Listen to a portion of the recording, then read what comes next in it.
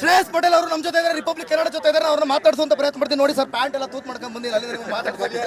ಇರಲಿ, ಪರವಾಗಿಲ್ಲ ಸರ್, ನೀವು ಗೆದ್ದಿದ್ದೀರಾ ಸರ್. ಗೆಲುವಿನ ಫಸ್ಟ್ ರಿಯಾಕ್ಷನ್ ಈ ಗೆಲುವು ನಮ್ಮ ಜಿಲ್ಲೆಯ ಸಾಮಾನ್ಯ ಜನರು ಕಾರ್ಯಕರ್ತರ ಒಂದು ಬೂತ್ ಮಟ್ಟದಲ್ಲಿ ಇರುವಂತಹ ಕಾರ್ಯಕರ್ತರ ಗೆಲುವು ಸರ್. ಸ್ಟಾರ್ಟಿಂಗ್ ನೋಡುವಾಗ ನೆಕ್ ಟು ನೆಕ್ ಫೈಟ್ ಇತ್ತು. 500,000 ಅವ್ರ ಲೀಡು ಮತ್ತೆ ನೀವು ಲೀಡು ಮತ್ತೆ ಅವರೇ ಜಾಸ್ತಿ ಲೀಡ್ ಸ್ಟಾರ್ಟಿಂಗ್ ಅಲ್ಲಿ ಇದ್ರು, 4-5 ರೌಂಡ್ಸ್.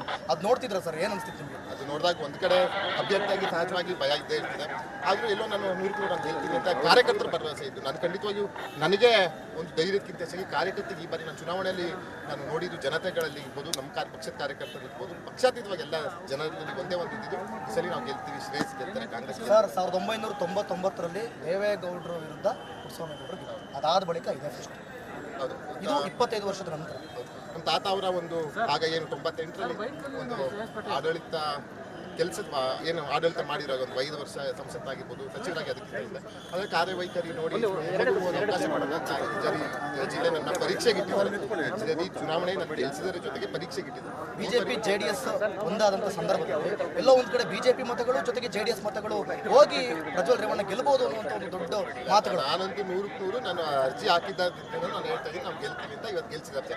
ಎಲ್ಲ ಒಂದು ಕಡೆ ಜನ ಮಾತಾಡ್ತಿದ್ದಾರೆ, ದಬ್ಬಾಳಿಕೆ ಇವತ್ತು ನಿಂತೋಯ್ತು, ದುರಹಂಕಾರ ನಿಂತೋಯ್ತು, ನೀವೇನಂತೀರ? ಈಗ ಇವತ್ತಿಗೆ ಅದೆಲ್ಲ ಕೊನೆ ಆಯಿತು. ಇನ್ನು ಮತ್ತೆ ಆ ಆರೋಪ ಪ್ರತ್ಯಾರೋಪ ನನಗದು ಇಷ್ಟ ಇಲ್ಲ. ಯಾಕಂತ ಹೇಳಿದ್ರೆ ನಾನು ಒಂದು ಎಥಿಕ್ಸ್ ಇಟ್ಕೊಂಡು ಆಡಳಿತ ಮಾಡಬೇಕು ಅನ್ನೋ ಒಂದು ರಾಜಕಾರಣಿ. ಸರ್, ನನ್ನ ಕೊನೆ ಪ್ರಶ್ನೆ ಸರ್, ಹೊಳೆನರಸೀಪುರದಲ್ಲಿ ಮುನ್ಸಿಪಾಲಿಟಿಯಲ್ಲಿ 3 ಕಿಲೋಮೀಟರ್ವರೆಗೂ ಒಂದು ಸಿಟಿ ಅಭಿವೃದ್ಧಿ ಆಗಬೇಕಂತ ಒಂದು ರೂಲ್ಸ್ ಇದೆ. ಆದರೆ ಹೊಳೆನರಸೀಪುರ ಒಂದು 1/4 ಕಿಲೋಮೀಟರ್ ಕೂಡ ಅಭಿವೃದ್ಧಿ ಆಗಿಲ್ಲ ಅನ್ನುವಂಥದ್ದು ಜನ ಹೇಳ್ತಿದ್ದಾರೆ, ನಾವಲ್ಲ, ಜನ ಹೇಳ್ತಾರೆ. ಅದಕ್ಕೆ ಈ ಬಾರಿ ಚುನಾವಣೆಯಲ್ಲಿ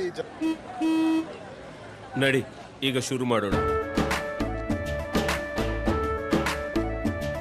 ಕೇಸರಿಯಿಂದ ಮನೋಲ್ಲಾಸ ಮನಸ್ಸು ಮತ್ತೇರಿ ಕುಣಿದಾಡಿದೆ ನೋಡು, ಮನಸ್ಸು ಮತ್ತೇರಿ ಕುಣಿದಾಡಿದೆ ನೋಡು. ಕ್ಷಣ ಕ್ಷಣವೂ ಆಚರಿಸಿ ಕೇಸರಿ ಹಬ್ಬ. ವಿಮಲ್ ಬಾಯಲ್ಲಿ ಹೇಳಿ ಕೇಸರಿ ತೋರಿಸಿದ್ರು. ಕಳೆದ ಬಾರಿನೇ ತೋರಿಸಿದ್ರು, ಎಲ್ಲೋ ಒಂದ್ ಕಡೆ ಆಗಲಿಲ್ಲ. ಈ ಬಾರಿ ಚುನಾವಣೆ ತೋರಿಸಿದ್ದಾರೆ. ಆ ನಂಬಿಕೆನ ಶ್ರೇಯಸ್ ಪಟೇಲ್ ಮೇಲೆ ಕಾಂಗ್ರೆಸ್ ಪಕ್ಷದ ಮೇಲೆ ಜನ ಇಟ್ಟು ಕೊಟ್ಟಿದ್ದಾರೆ. ಆ ನಂಬಿಕೆ ನಾನು ಉಳಿಸ್ಕೋಬೇಕು. ನನ್ನ ಕೈಲಾಗಿದ್ದ ನನ್ನ ಪರಿಮಿತಿಯಲ್ಲಿ ಬರುವಂತ ಅಭಿವೃದ್ಧಿ ಕೆಲಸ ನಾನು ಮಾಡ್ಬೇಕು. ಇಷ್ಟು ಶ್ರೇಯಸ್ ಪಟೇಲ್ ಅವರ ಮಾತುಗಳು. ಕ್ಯಾಮ್ರಾ ಪರ್ಸನ್ ರಾಜು ಜೊತೆ ಅಶ್ವದೀಪ್, ರಿಪಬ್ಲಿಕ್ ಕನ್ನಡ, ಹಾಸನ.